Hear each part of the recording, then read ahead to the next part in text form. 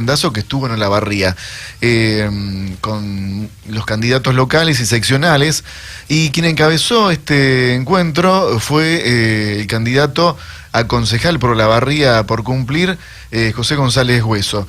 ¿Qué tal? Justo en esta mañana tenemos la presencia de José Gervasio González Hueso en los estudios de Cadena 103. ¿Qué tal? Muy buen día. ¿Qué tal? Buen día, ¿cómo te va? Muchas gracias por la invitación y un gusto estar acá en el piso como tantas veces. Bueno, pasó desapercibido para algunos, para otros no tanto, porque en realidad no se hizo tan público, no se hizo una conferencia de prensa, pero sí hubo muchos temas muy importantes y sobre todo para destacar después las declaraciones. ¿De qué podemos comentar con respecto a la visita de Florencio Randazzo en Olavarría? Mira, la visita de verdad que fue muy importante para nosotros. Fue una reunión con los candidatos a concejal de todas las localidades de la sección y con la lista completa de senadores provinciales y bueno, y Vali Buca, obviamente, que es primer candidato a diputado por la provincia, que la verdad que es una candidatura que nos enorgullece, ¿no? Que llegue Vali a la Cámara de Diputados de la Nación y que nos pueda representar, tanto como justicialistas, tanto por una cuestión generacional, como también por una cuestión local, ¿no? Porque es una persona del interior, que es intendente, que ha hecho una revolución prácticamente en Bolívar, entonces tener esa voz joven en el Congreso, la verdad que para nosotros es un lujo. Y la reunión, bueno, es una recorrida que está haciendo Florencio con este estilo, ¿no? Ir, llegar, con el estilo humilde, franco y directo que tiene, sentarse con todos los candidatos y charlar, de a ver cómo ve cada uno lo que ha pasado en su distrito y sobre todo cómo tenemos que trabajar muy fuerte de acá al 22 de octubre y también a partir del 23 de octubre. Justamente pensando la carrera que estamos corriendo en este espacio, ¿no? Justamente pensando en esta carrera para octubre, ¿cuáles son las expectativas que tienen? Hay algunas movidas muy fuertes, sobre todo declaraciones de ambos, incluso nombraste tanto Randazzo como en el caso también de Vali Buca.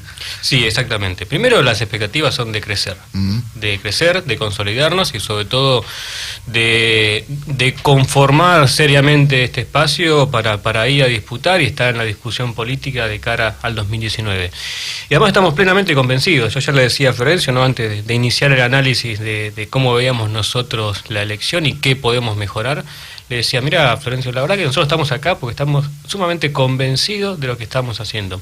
Creemos fuertemente en el papel que hoy estamos desarrollando, que es conformar una alternativa a futuro y sobre todo empezar a discutir seriamente la renovación del peronismo. Un peronismo que ha perdido en la provincia de Buenos Aires las elecciones del 2013, del 2015, y este año claramente, digamos, lamentablemente Cambiemos por esta decisión de Unidad Ciudadana, de romper el partido, de conformar otro espacio y no sumar los votos dentro del mismo lugar, aparentemente va a ganar el oficialismo, ¿no? Con todas las consecuencias que eso va a traer.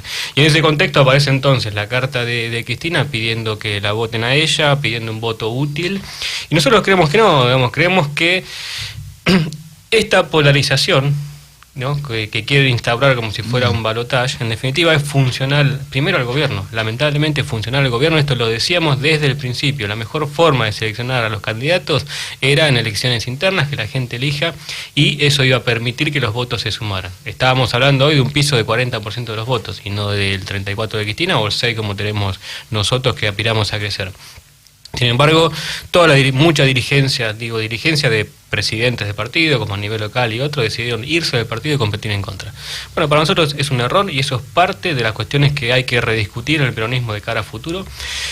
No solamente por estas cuestiones que parece, digamos, hacia por ahí la gente que está escuchando, son cuestiones que son internas nuestras. Nosotros tenemos que interpretar los problemas de la gente del día a día. Por algo hemos perdido estas elecciones y por algo ha ganado lo que era la oposición a nosotros, y en este caso Cambiemos el PRO, que está interpretando mejor muchas demandas que nosotros y representándolas. Entonces, esa es la verdadera batalla que tenemos que dar, primero hacia adentro, tener una autocrítica. Hubo muchísimas cosas que se hicieron bien en los últimos 12 años, y hubo muchísimas cosas que se hicieron mal, y a su vez hoy hay nuevas demandas en la sociedad. Hay cosas en la provincia de Buenos Aires que no hemos dado respuesta, que tampoco está dando respuesta este gobierno de Vidal, y que tenemos que seriamente plantearnos lo que queremos estar en política. Digo, primer ejemplo, la educación. La verdad es que la educación se ha venido deteriorando en forma paulatina y sostenida en los últimos 12 años, no solamente a nivel de calidad educativa, sino a nivel de infraestructura. Se han hecho mejoras en cuanto a la cantidad a la obligatoriedad y a un montón de cosas, pero vos vas a cualquier escuela, la verdad que dan pena.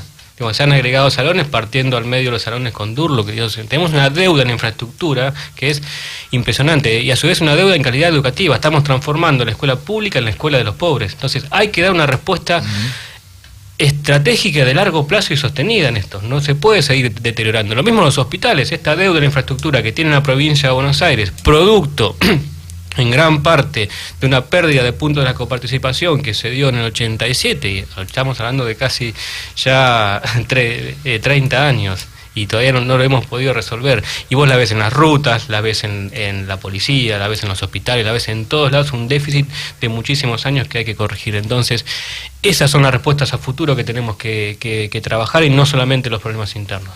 Pero bueno, nosotros estamos, esa es nuestra posición, digamos, que excede en mucho a las elecciones de octubre, que obviamente son un paso fundamental y vamos a redoblar los esfuerzos, pero digo, de fondo hay una discusión muy potente sobre la renovación del peronismo.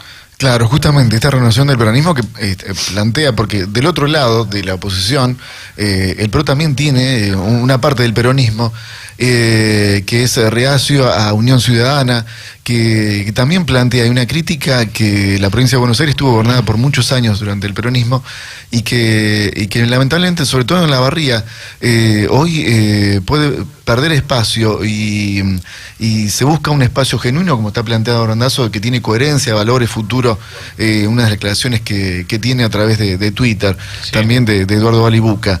Es una situación donde a través de los años se bajaron candidaturas. En 2015 el peronismo tuvo 3 hasta 4 candidatos para ofrecer, y bueno, tal vez esa es la crítica que se le plantea o se le remarca a la candidata, a la expresidenta Cristina Kirchner.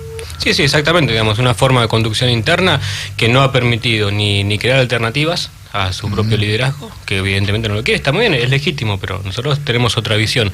Y a su vez una forma de selección de candidatos a lo largo y ancho, sobre todo de la provincia de Buenos Aires, que se realizaba en un escritorio, una mesa como esta, ubicada en Capital Federal, y decía vos sí, vos no, y eso, nosotros fuimos víctimas de eso, y en el 2015 estábamos muy competitivos, no nos dejaron participar. Bueno, esa forma de conducción es otra de las autocríticas que hay que hacer, porque evidentemente no sirvió, porque hemos perdido a lo largo y ancho de todo el país y de toda la provincia de Buenos Aires.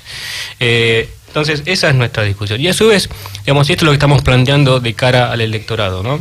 Primero que esta no es un balotaje, esto es una elección legislativa, que implica que los votos que saque cada espacio después va a tener representación en el Congreso Nacional, en el Congreso Provincial y en el Consejo Deliberante. Entonces, nosotros apostamos a que el ciudadano entienda que su voto vale y su voto va a determinar qué espacios entran en el Consejo Deliberante, en el caso de nosotros, o en el Congreso Nacional, en el caso de Randazzo y de Balibuca.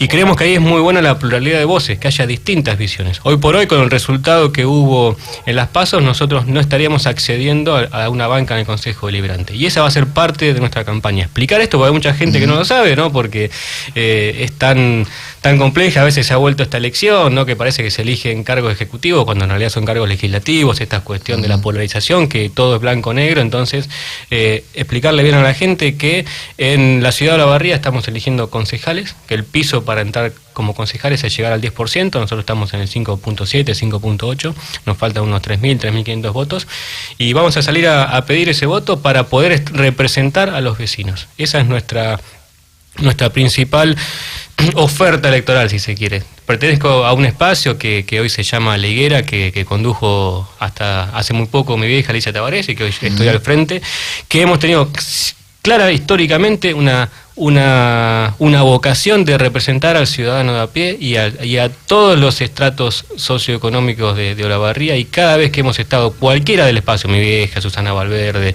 o en el caso mío, o muchos otros compañeros y compañeras que integran el espacio, siempre hemos representado no nuestros intereses, no los intereses exclusivos del partido, sino los intereses de Olavarría. Y eso lo hemos demostrado claramente. Y siempre hemos defendido a los vecinos. Y eso es lo que estamos proponiendo, representar, ser una voz de los vecinos de Olavarría en el Consejo Deliberante, una voz que tiene que ver con el justicialismo y a su vez diferente al resto de las otras expresiones. Porque hoy estarían entrando Cambiemos, el severrismo y el espacio de la Cámpora. Entonces creemos que esa no es solamente la representación cabal de lo que es el pensamiento olavarriense.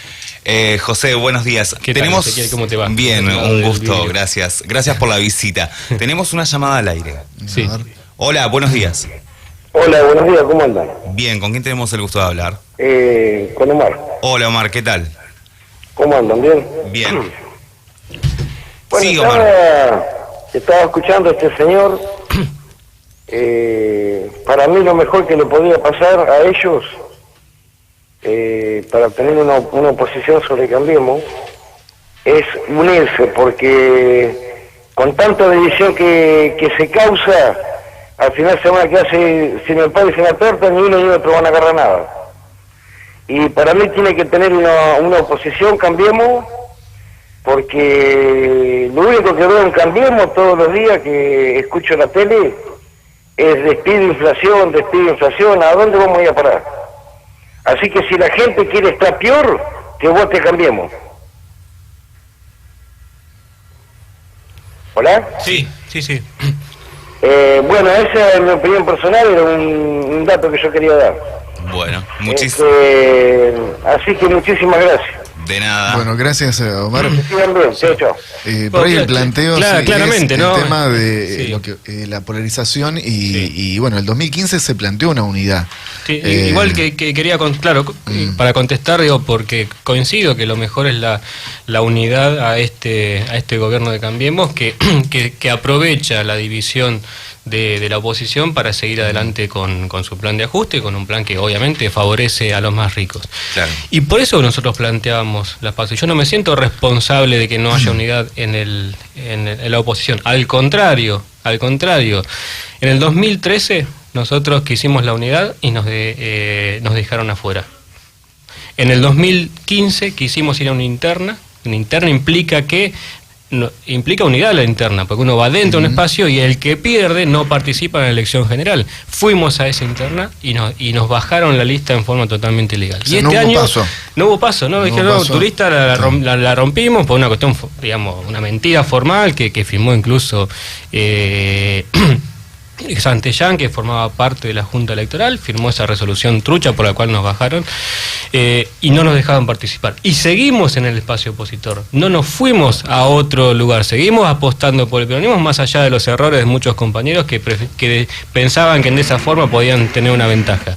Entonces, hemos hecho mucho por esta unidad. Es más, después estuve trabajando en Azul con Bertelis, que formaba parte del peronismo hasta que se pasó, y yo renuncié y seguí en el Partido Justicialista, porque creemos en esta unidad. Y este año lo mismo, para representar el sentir de Omar, que recién llamó, que estoy totalmente de acuerdo, dijimos, bueno, vamos otra vez a una interna. Insistimos con la interna, porque es la mejor expresión de la unidad. Porque te repito, hoy si hubiera habido interno y estábamos todos juntos, con el que hubiera ganado hubiera sido Aguilera, hubiera sido Santellán, hubiera sido yo. Sin embargo, decidieron romper el partido e irse a otro partido. Entonces, ante eso, digo, ¿por qué no somos responsables de esto?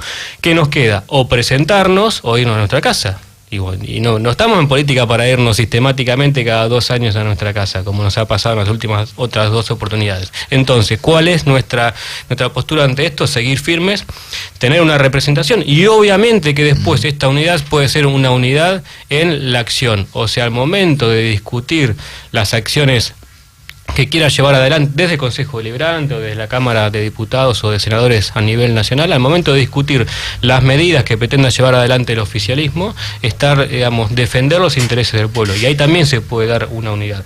En esta elección ya no es posible, porque no puede haber unidad porque ya está cerrada la conformación electoral que se dio en las PASO. Pero sí coincido con esta necesidad de unidad. Vos pensá en Olavarría. el oficialismo hizo una elección que no es ni buena ni mala, obviamente que en el contexto para ellos es buena, sacó un 32-35%.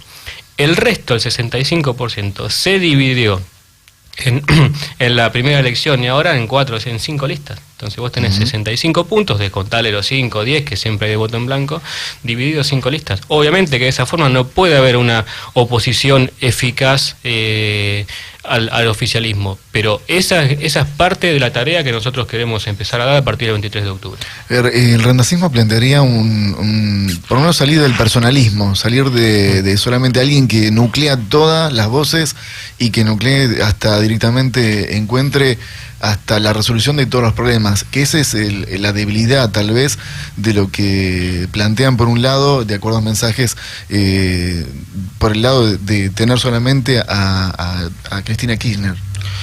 Sí, yo creo que esta polarización, en definitiva, ¿por qué favorece al gobierno? Porque estamos discutiendo entre un presente que es malo y que la gran mayoría de los ciudadanos no está de acuerdo, y entre el pasado, que ha sido muy bueno en muchos aspectos y en otros no. Entonces, entre esa discusión, digamos, al momento de la definición, como nos pasó en el 2015, y es probable, según marcan las encuestas, que pase ahora, la gente elige prefiere elegir por este presente que es malo, al menos, digamos, en la oferta que hay. Entonces, por eso quedamos en una discusión de cara al futuro, de cara a renovar la forma de hacer política, a volver a creer en los valores. ¿Vos te acordás de Borocotó? Borocotó se transformó en un adjetivo. Claro, quedó un sinónimo de la borocotea, sí. Cuando iba a asumir en Buenos Aires, y que en ese momento Néstor Kirchner lo toma y lo lleva al partido de él. Sí, y fue, en términos simbólicos, quemado en la plaza pública de los medios de comunicación. Después de Borocotó, ¿cuántos Borocotó hubo? Miles de Borocotó. Que asumen por un partido, se pasan. Fíjate nomás acá en Olavarría con el espacio del echeverrismo, que en el 2015, 1 o 2 semanas antes del cierre de listas, se pasó al Frente para la Victoria, y en el 2017, 1 o 2 semanas antes del cierre de listas, se pasó de nuevo al masismo. Y así, digamos, y con muchos otros también. Nosotros hemos estado siempre en el mismo espacio. Si vos buscas 2001, 2003, 2015, 2013, 2017, siempre dentro del justicialismo. En estas elecciones el justicialismo está representado por nosotros. El Partido Justicialista es el Frente Justicialista a cumplir. En Unidad Ciudadana no está el Partido Justicialista, está el Nuevo Encuentro, está el Frente Grande y otros partidos. Entonces, ¿qué estamos sosteniendo como valor también a futuro, y que a veces en esta coyuntura por ahí no se llega a ver, y algunos dicen, pero al final a la gente no le importa, vos fíjate, ustedes están en el justicialismo y después sacaron 6%. Bueno, está bien, pero creemos que son cosas que a veces en una coyuntura electoral puede no ser lo determinante, pero no quiere decir, y no hay que subestimar, digamos, el valor, justamente, por una redundancia, el valor de los valores en la política, o subestimar el porqué del voto de la gente, ¿no? Hay mucha gente que no está de acuerdo con este gobierno, entonces en esta dicotomía dice, yo por ahí voto a Cristina porque me parece que es la que representa a la oposición. Y eso no quiere decir que esté siendo un voto a futuro, sino que es un voto útil para hoy. Nosotros queremos explicar que no es solamente esa la opción, y que en definitiva ese voto útil por ahí termina perjudicando al votante, y que tenga la polarización lo que hace es acortar la libertad de la gente, es decir, elegir entre blanco y negro. Nosotros decimos, no, hay muchas más opciones. Piensen seriamente cuál es la mejor opción hoy y cuál es la mejor opción al futuro. No, esto que vos estabas diciendo, que también es lo que pasa con otros espacios de la política que tal vez no han sacado más del 20 o más del 15%, que son otras alternativas alternantes dentro de la política. La política argentina no se divide únicamente en 2 espacios como lo están planteando desde que arrancaron el sistema de paso. Esto, y lo vuelvo a repetir como lo repetí en algún momento cuando hicimos alguna entrevista. Las elecciones son legislativas, concejales y diputados. Nada es presidencial. No es porque, ponele un ejemplo, Macri o Cristina ganen más bancas, puedan cambiar la realidad actual del país. Porque son senadores, diputados y concejales. lo que se está transformando es en una hegemonía absoluta. O sea, de lo que se quejaban o lo que se quejaron, lo están repitiendo de un modo indirecto. ¿Me explico? Sí. No se está integrando los otros espacios, no permiten que hayan alternativas de pensamientos. Por eso y volviendo a nuestra propuesta, esa es una de las cuestiones que queremos explicarle claramente al votante de nuestra Olavarría. Hoy son cargos legislativos y cuanto haya más pluralidad de voces, mejor. Y vuelvo al ejemplo de Olavarría. Con el resultado de las PASO estarían entrando el PRO, Cambiemos, el LSBrismo y la Cámpora a través de Aguilera. Y creemos que tiene que haber más representación, en el caso nuestro que representamos al justicialismo, y además esto que te decía, una vocación de representación más amplia, no solamente de votantes justicialistas, sino como lo hemos hecho siempre, digamos, representar a toda Olavarría, los intereses de Olavarría, no de un sector en particular. Otro de los temas que teníamos pendientes a tratar era el caso de Maldonado. ¿Cuál es la postura desde cumplir con este caso que está atravesando todos los estratos políticos y sociales? Mira, primero de total repudio a la situación y después de una enorme preocupación por la forma en que lo ha tratado el oficialismo. Digamos, claramente, desde el principio el oficialismo, digamos, no le sonaron las alarmas porque ellos tienen otra visión de los derechos humanos.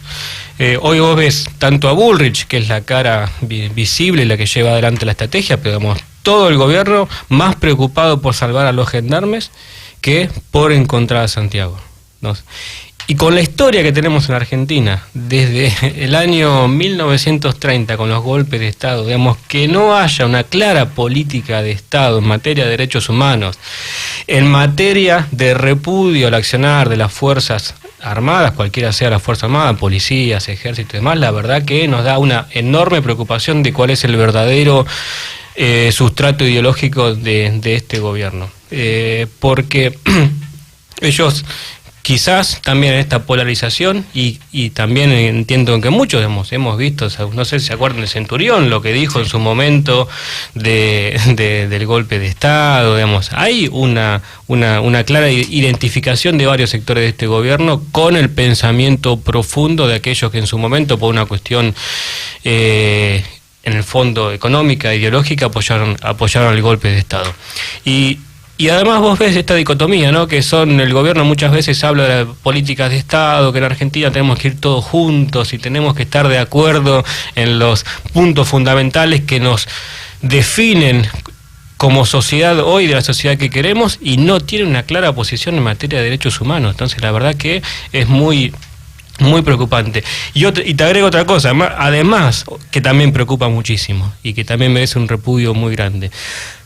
Además de esta clara postura del gobierno en defender a la gendarmería más que en buscar a Santiago, también cómo se han portado los medios de comunicación, no ustedes obviamente, sino los grandes medios de comunicación y algunos programas, ¿no? Porque antes criticaban a 678 por oficialista y hoy la verdad que hay 1678. Si vos ves, por ejemplo, el programa de Fantino de anoche, cómo fue variando, la verdad que habría que hacer, ustedes que son comunicadores, un programa especial para estudiarlo, porque en función de cuál iba siendo la estrategia del gobierno, era lo que ellos decían un día o decían otro, ¿no? Entonces atacaban a un testigo o ponían en duda la existencia o no de Santiago, digamos. Y eso como sociedad también nos tiene que hacer reflexionar, ¿no? ¿Quiénes son la gente que nos comunique? ¿Cómo aceptamos que los muchos medios de comunicación, digo, no pongamos los medios, muchos programas o periodistas en particular sean agentes del gobierno para decir una cosa, instalar una cosa o instalar otra? Lo dijo claramente Mirta Legrand. Había una orden de no hablar del tema. Lo dijo tan natural para ella, decir, no, mirá, llaman de presidencia, de este tema no se habla. Hasta que fue más fuerte la reacción, porque también midieron mal la reacción. Y cómo está este tema encarnado en la sociedad, que tuvieron que salir a hablar. Entonces cuando salen a hablar, salen para criticar, para matar a un testigo, para decir una cosa, para decir otra, hasta que terminan aceptando y termina siendo desde que prácticamente no había estado Santiago Maldonado porque había sido herido un día antes en un ataque a un puestero, hasta ahora que fue un gendarme que estaba enojado y le tiró un piedrazo. Entonces la verdad que es muy burdo cómo ha tratado el tema, y sobre todo lo más preocupante es la conformación ideológica de este gobierno que hace esto posible. Pasa que también una de las cosas, discúlpame Juan, pasa que una también de las cosas, han enviado un audio a través de WhatsApp. Sí. Una de las cosas que también tenemos que ver es que los grandes medios de comunicación, nosotros que estudiamos comunicación social, donde siempre tenemos que buscar lo más posible, lo más neutral, la mirada, ¿no?, hacia las instituciones del Estado y hacia los gobernantes y hacia los distintos partidos políticos que haya. Hay una gran diferencia. Los medios grandes son los medios que están pagados por los poderes de turno, y ahí es cuando se empieza a manipular la información y ver de qué lado están o de qué lado no están. Otra de las cuestiones es que yo creo que lo más importante es que la gente, desde su lugar, desde donde está, empieza a opinar sobre los temas. Porque nosotros los periodistas, yo soy comunicador, no soy periodista, nosotros necesitamos ese ida y vuelta con la gente, que la gente opine y se dé cuenta que también es importante al momento de informar. Porque no queremos que nuestra información que nosotros emitimos sea el discurso único. Claro. ¿Entendés? Eso creo que es lo más importante. Juan. Sí, dentro de los mensajes alguien nos planteaba, si ahora por ejemplo tenemos a Mauricio Macri, que está gobernando, que para muchos ganó con elecciones democráticas, se puede hablar de dictadura, pero si también no estaba en cierto modo ya antes anticipado la criminalización de la protesta social, cuando se muestran las imágenes de la movilización de Lear, donde el gendarme que se tira delante del vehículo en la época del kirchnerismo, donde se ve cómo la izquierda en ese momento estaba haciendo una protesta, no era afín al gobierno nacional de turno, y la protesta social ya se estaba criminalizando. El hecho de los docentes, donde se reclamaba que si hubiera un espacio paralelo, que se abrieran los espacios, que hubiera circulación. La misma presidenta Cristina Kirchner lo señalaba. Y después cuando lo que se plantea es ese gendarme que se tira de gendarmería delante de un vehículo para detenerlos, y era ya en los últimos tiempos de Cristina Kirchner. No, yo creo que ha habido claramente ahora un cambio muy importante en eso, más allá, digamos, de ese hecho. Con este gobierno está claro que opta por defender a las fuerzas de seguridad. Ellos, parte de eso, y estos también son las trampas que tiene la polarización. Entonces vos ves mucha gente hoy, desapareció una persona. A ver, una persona que está bien, cortaron una ruta, está tipificado en el Código Penal. Después discutimos si en el marco de una protesta social es un delito, no es un delito, hay eximentes, no hay eximentes. Pero este gobierno que quiere instaurar el orden como valor y el respeto a la ley como valor para cumplir con parte de su electorado, que tiene una base conservadora, tiene que reclamarle lo mismo a la Gendarmería. Entonces, instaurar el orden no es defender a la Gendarmería, es que la fuerza de seguridad y la justicia también actúen, sean los primeros que actúen conforme a la ley. Entonces, si tiene que detener a una persona, que lo detenga, que le lea sus derechos, que lo sometan a un proceso judicial, no que le tiren piedras o que lo desaparezcan. Eso no es cumplir el orden, eso es darle la posibilidad de nuevo a Fuerzas Armadas que hagan lo que quieran porque tienen un bastón en la mano, porque tienen un arma. Lo mismo, ¿y a qué lleva esto? Y por eso la preocupación. Fíjate, el otro día hubo en Florencio Varela un profesor que quiso hablar de política ciudadana, que obviamente hay un desaparecido en Argentina y tiene que hablar del tema, y que se retira una alumna, la madre termina llamando a la policía, y va un policía bonaerense a indagarlo, con intenciones de detenerlo, decirle ¿qué hace usted? ¿Quién es usted para enseñar política en la escuela? Entonces, ¿cómo ponemos a un policía que tiene otra función claramente institucional a determinar si lo que dice un profesor en una escuela bonaerense es o no un delito? Es una locura. Bueno, a eso lleva cuando... Por eso hay que tener cuidado con las fuerzas de seguridad en Argentina. históricamente las fuerzas de seguridad en Argentina, sobre todo por la dictadura militar del 76 en adelante, han tenido un autogobierno y tienen que tener una clara responsabilidad porque tienen una formación de base y una historia de base que tiende a que haya excesos. Entonces, no son ni enemigos ni son los guardianes del orden. Tienen que estar claramente conducidos por el poder político y con clara vocación de derechos humanos. Entonces, eso es instaurar el orden, que cumpla primero la justicia, que cumplan las Fuerzas Armadas y después que a los ciudadanos que cometen algún delito que sean sometidos a un proceso penal como corresponde. Sí, José, te invitamos a que escuches el audio que nos enviaron. Dale, cómo no, a través con mucho gusto.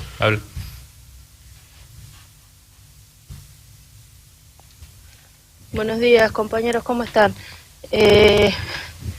Nada, yo pienso que siguen pasando los días, Santiago sigue sin aparecer, es una completa responsabilidad del Estado esto, el Estado no se está haciendo cargo como tiene que ser, están cubriendo los gendarmes y nada, esto es lo que pasa, tenemos un Estado muy irresponsable que no se hace cargo de sus actos. Yo pienso que la ministra debería renunciar. Bueno, nada, les mando un beso y espero que tengan muy buen día. Soy Bren. Sí, bueno, lo que venimos hablando, ¿no? Y agrego otro dato. El gobierno, además de estar más preocupado por defender a la gendarmería, fíjate lo que hizo cuando estuvo la marcha, ¿no? Que estuvo claramente armada. Digamos, lo que estamos en el ambiente político, si te acordás, en Modart, vos eras muy chico, por ahí no sé si habías nacido vos, Ezequiel.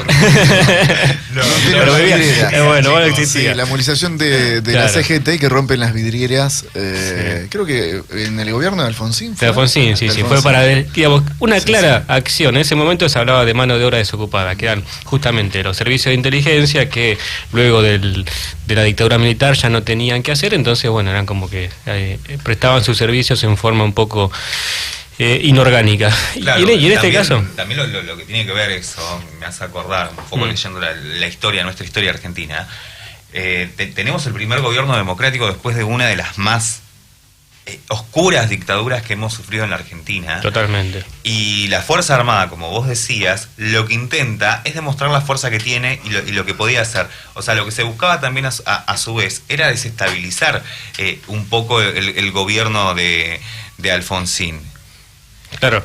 Bueno, pero ahí entonces, eso de lo de Modart venía a cuento porque después se probó que fueron los servicios de inteligencia los que rompieron las vidrieras y prendieron fuego para deslegitimar la protesta. Y en este caso, digamos, y ahí vemos que la acción de gobierno, en vez de buscar a Santiago Maldonado, se trata de salvar él y de salvar a la gendarmería. Y hubo dos hechos muy claros que son típicas operaciones de inteligencia, que tienen todo el olor, el humo y el color de las operaciones de inteligencia, que fueron las bombas Molotov contra la gendarmería en Esquel, coordinadas con los disturbios en la Plaza de Mayo. Lo de la bomba Molotov, a ver, estaba la gendarmería. Aparece de repente un grupo de encapuchados, una camioneta que no era de Esquel. Toda la gente que estaba legítimamente protestando se corre y los empieza a marcar, a decirle que eran infiltrados. Bajan 2 o 3, empiezan a tirar bombas Molotov que claramente no llegaban, y la gendarmería, que hoy por hoy está reprimiendo a cualquier cosa, se quedó quieta. Esos señores pudieron tirarle 5, 6, 10 bombas Molotov, pudieron tirarles, subirse a la camioneta, irse de Esquel. Nadie identificó, no hubo filmaciones de a ver si el número de patente, no los agarraron en la ruta. Así, ¿cómo puede ser esto? Digo, andá vos, Ezequiel, subiste una camioneta, andá hasta ahí la autopista, tirar una bomba Molotov y andate tranquilo a tu casa a ver si es posible. Y después lo mismo que pasó la noche, que fue también por muchos programas ya fue anunciado que iba a haber disturbios, ¿no? Que iba a haber disturbios, y hubo disturbios y agarraron 31 perejiles que los tuvieron que soltar 2 o 3 días después porque a uno le agarraron una pizzería, al otro en otro lugar. Entonces eso preocupa. En vez de poner a las fuerzas de seguridad, de investigación y a los servicios de inteligencia dentro del marco de la ley constitucional a investigar lo que pueda investigar según su función y no hasta limitarse, lo ponen a romper una manifestación. Esa es parte de la Argentina a la que no queremos volver. Y cuando hablamos de tener claras bases entre todos los partidos, entre todas las visiones ideológicas de la Argentina que queremos y de los valores fundamentales sobre los cuales se tiene que asentar nuestra sociedad, nuestra democracia, bueno, claramente este es uno. Este es uno. Entonces no creemos cuando el gobierno habla de eso, decimos vamos todos juntos para adelante, que sí podemos, porque al momento de actuar, actúan de esta manera. Bueno, José, muchísimas gracias por la visita.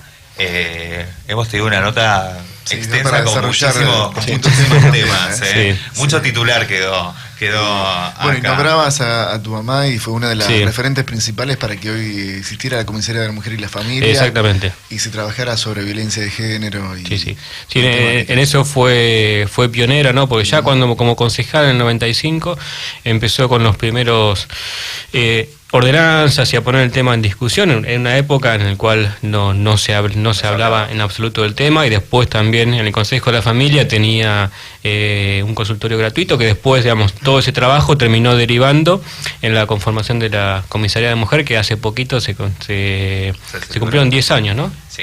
10 años, Bueno, sí, fue vamos en a 2007. convocar otro día en la semana para que nos analice un panorama también político, un poco hacer este análisis, lo que venimos planteando, y también las propuestas que tienen desde la higuera o del espacio que también que formas parte. Sí, seguramente. La verdad que es muy interesante la charla, así que cuando gusten vengo. Dale, así hablábamos con el candidato a concejal José González Hueso de la lista de Randazzo Cumplir. Hacemos la última tanda y volvemos.